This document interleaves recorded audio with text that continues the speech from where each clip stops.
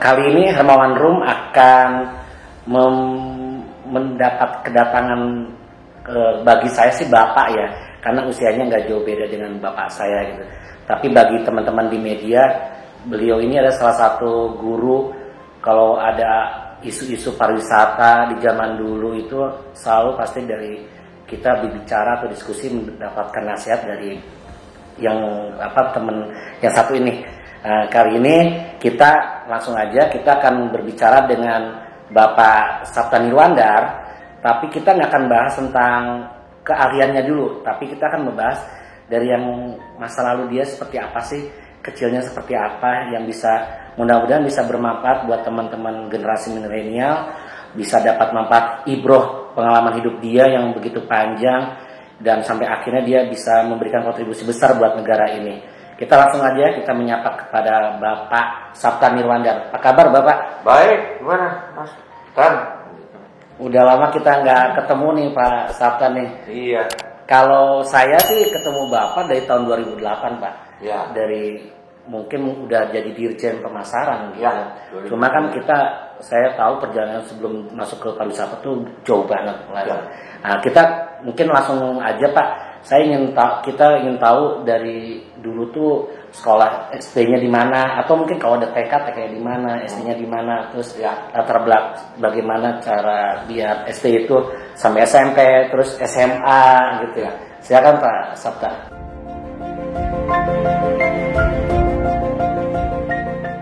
Jadi ini menarik sekali kan perjalanannya, yang memang yang namanya perjalanan hidup. Pasti ada hal-hal yang suka dan duka, tapi juga tentunya ada yang juga punya hikmah buat kehidupan kita selanjutnya. Nah, kalau bicara pendidikan ya, kebetulan saya kan lahirnya tuh di Lampung, di Tanjung Karang. Dulu namanya Tanjung Karang tuh betul. Sebelum menjadi Bandar Lampung. Gitu. Nah, ayah saya itu seorang guru. Karena zaman dulu itu pekerjaan itu kan juga salah satu yang bergengsi itu guru. Nah, ibu saya juga guru. Gitu. Bahkan ayah saya itu guru sambil sekolah. Sambil sekolah. Jadi ya tentu untuk pendapatan dia dari situ. Walaupun dari keluarga bapak saya itu dari keluarga petani. Kakek bapak berarti petani kopi. Kopi ya kan, Lampung ya. Lampung. Kopi, dan saya sendiri dulu sering juga ke kebun kopi dan agak sedikit paham secara alami kopi itu seperti apa. Nah, alhamdulillah sekarang ada anak saya yang ngikutin jejaknya bikin urusan kafe. Kafe. Lalu dengan GME ini ya beda dulu. Dulu kopi di sangrai gitu dan seterusnya. Sekarang seperti itu. Nah, waktu ayah saya dapat guru apa Pak? Bapak anak. Guru SMP. SMP ya. Kalau ibu? Jadi juga sama. Taman siswa ibu. Taman siswa. Akhirnya mereka setelah saya dan adik saya 2 orang lahir di Tanjung Karang, pada usia 5-4 tahun kita pindah ke Jogja. Jadi saya pindah ke Jogja dalam usia sekitar 3-4-5 tahun. 3-5 tahun. Ya, ada apa? Karena ayah saya itu mengambil sekolah lagi di Jogja. Kuliah berarti itu ya? Kuliah, sudah itu di tahun 60-an, udah selesai balik ke Lampung. Balik lagi? Udah kuliah beres, ditarik lagi ke Lampung lagi?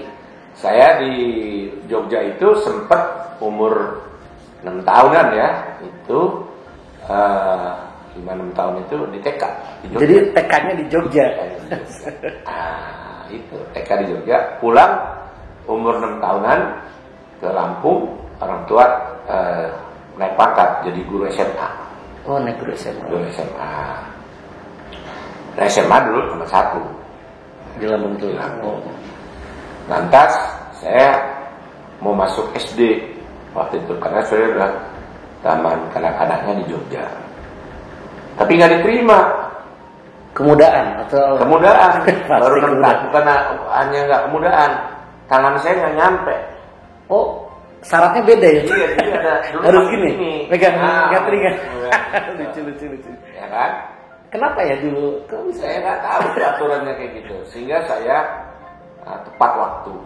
Tepat waktunya ya umur 7 tahun, kelas 1 SD. Zaman dulu udah 7 tahun tuh udah kewajiban. Iya, 7 tahun saya SD. Kelas 1. SD-nya juga dekat rumah, SD 2. Oh. Lantas setelah SD 2 ya waktu itu lulus dengan nilai yang relatif bagus. Maka masuk ke SMP 2. SMP 2. SMP 2. Nah, di SMP 2 itu punya tradisi kalau nilainya relatif tinggi ya, maka dia masuk kelas 1C. Oh, C justru ya. Biasanya kan A gitu. B, C. Ini C. C dan D. Yang paling bagus C. Jadi saya kelas 1C. Itu tempat kumpulan yang nilainya bagus-bagus. Terus sampai SMP 1, 2, 3 lulus SMP.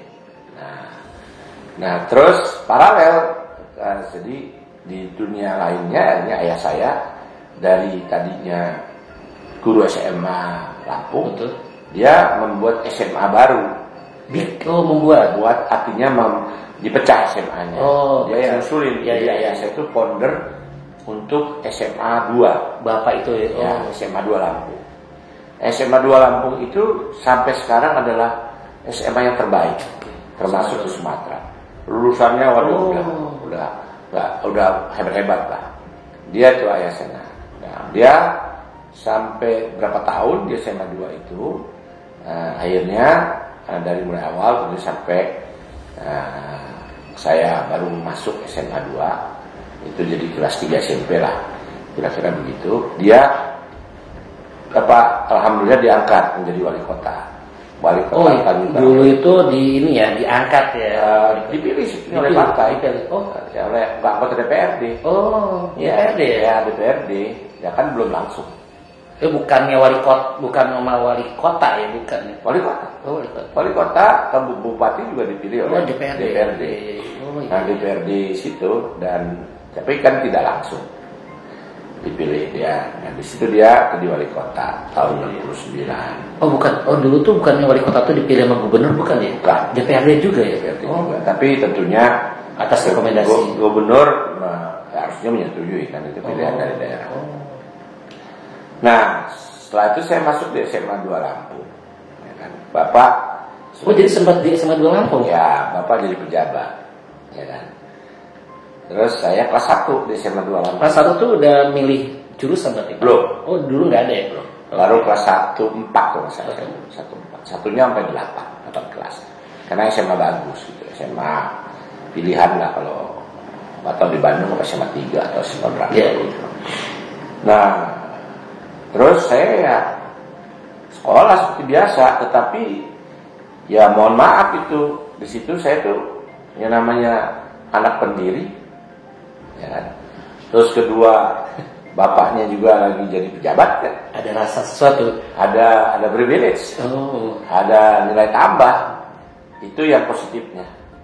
Yang negatifnya risih juga gitu, risihnya juga ini nanti kalau naik susah nggak naik susah, ya kan?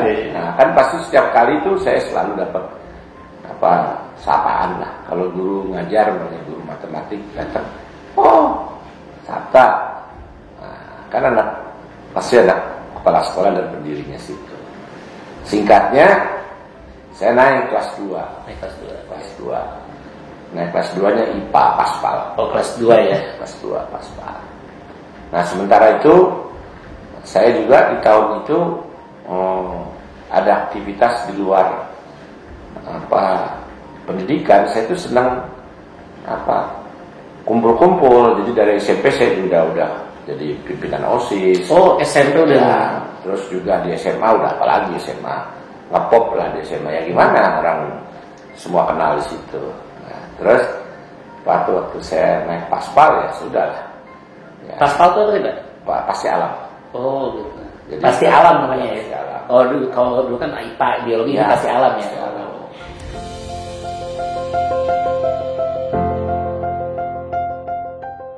Saya terus diminta oleh ibu saya, tanda kutip bukan diminta, sebenarnya diperintah lah dia kamu kalau di Lampung terus nggak bakal maju, terlalu banyak keistimewaan.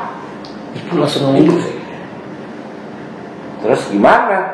Akhirnya kan saya agak hemat segan sama ibu ya. Kalau bapak malah iya aja, jadi ibu. Udah kamu pindah ke Jogja. Nah, pindah ke Jogja. Oh gitu.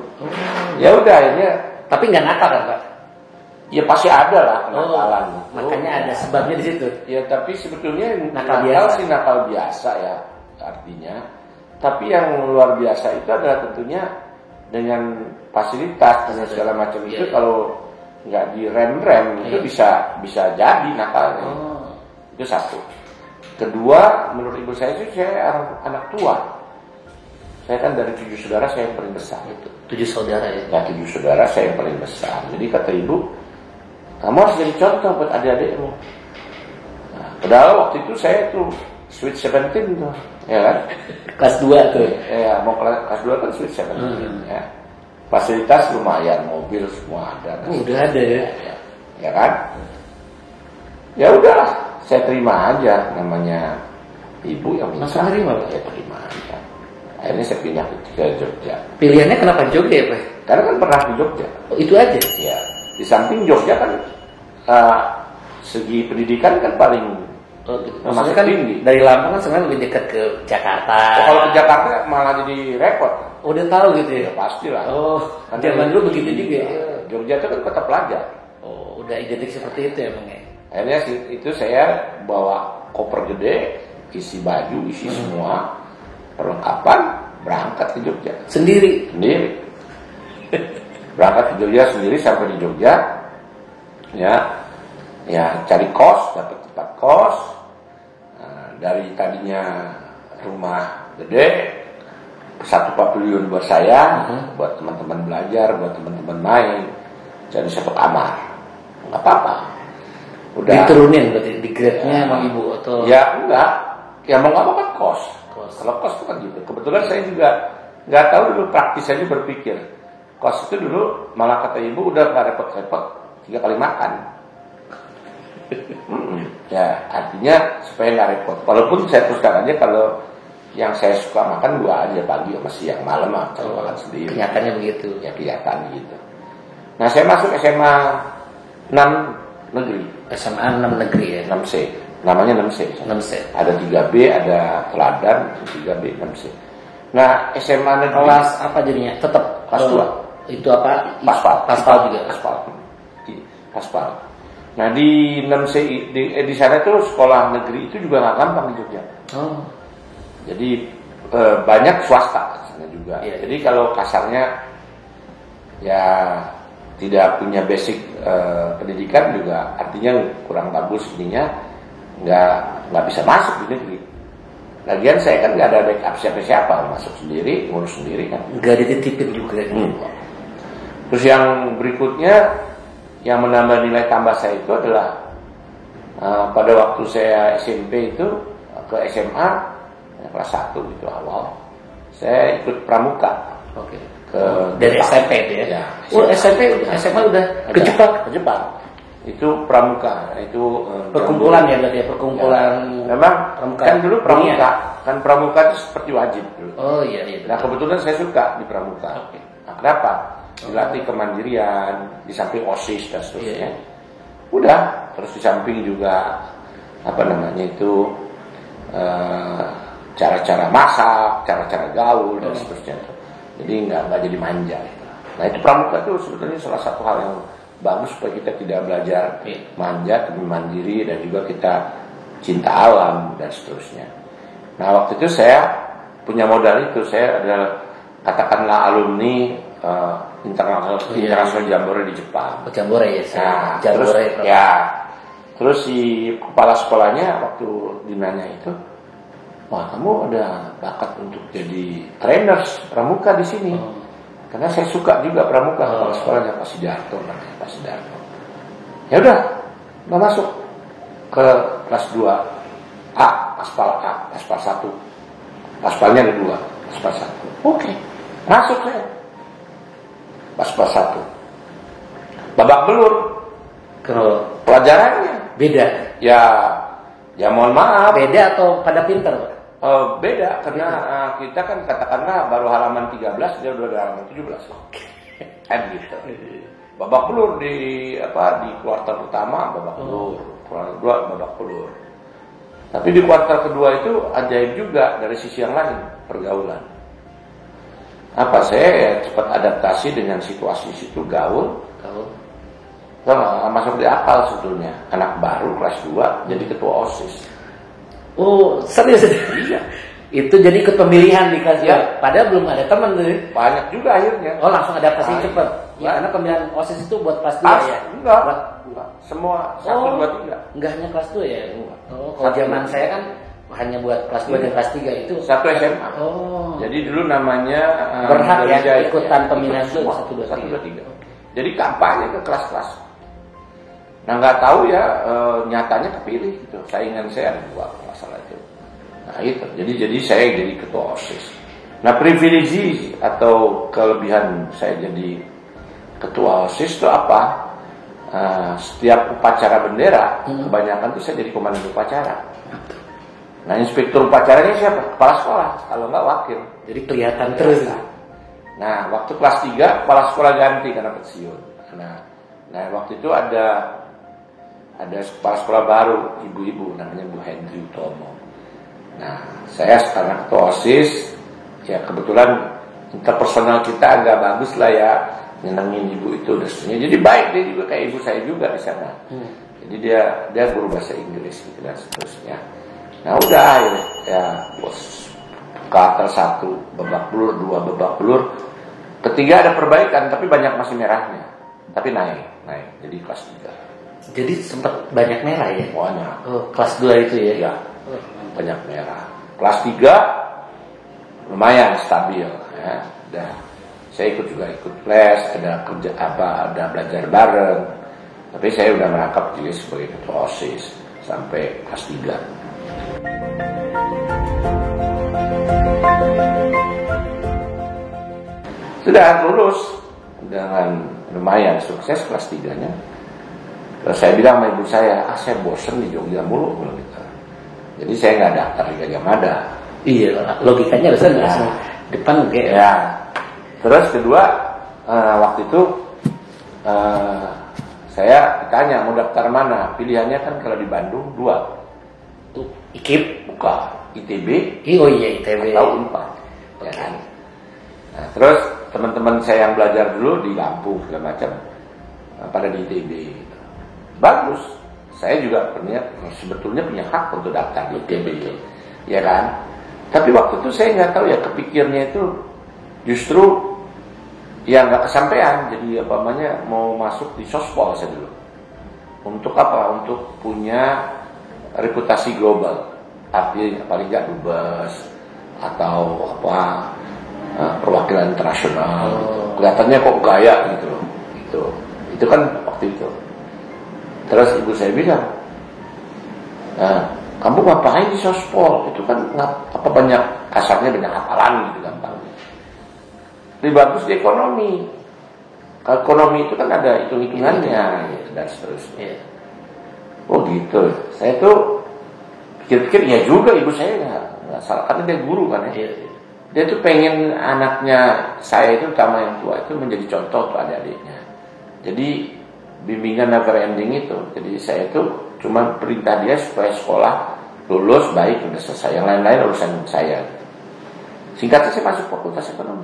Jadi milihnya itu apa dulu PMDK gitu? Ya. PTN berarti. PPTN. Itu langsung milih ekonomi. Ekonomi. Pilihan satunya ekonomi. Kok enggak milih yang lain? Enggak. Karena ibu itu ya. Iya, nasihatnya tapi benar menurut saya. Tadinya saya mau masuk sospol.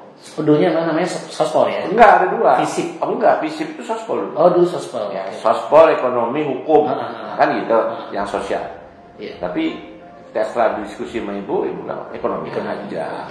Lebih cocok karena kan dari paspal kan banyak matematik, ada fisika, ada segala macam, ada analitik. Jadi kita lebih bagus ekonomi yang tengah.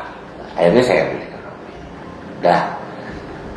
Begitu ekonomi kan masih ada magang. masih ada pelonco, ya, tahun 74. Iya. Jadi saya lulus belah di Jakarta di Jogja 73, masuk 74, angkatan 74 fakultas ekonomi. Jadi udah sekarang udah 46 tahun, ya. Nah, masuk di fakultas ekonomi, ya itu pelonco, akhirnya mulai kuliah. Jadi apa sih? Jadi ketua angkatan. Jadi Ketua angkatan. oh, kota angkatan. 74. Fakultas Ekonomi 74, ketua angkatan sampai sekarang. Oh. Seumur hidup. Karena teman-teman bilang kamu gak perlu dipecat seumur hidup. Jadi saya ketua angkatan Fakultas Ekonomi 74 sampai sekarang. Terus sekarang Anggotanya 201. 201. Ya, yang dulu ikut kuliah. Nah, terus baru dibagi-bagi jadi ya setelah tingkat 3 agak Iya, iya. umum.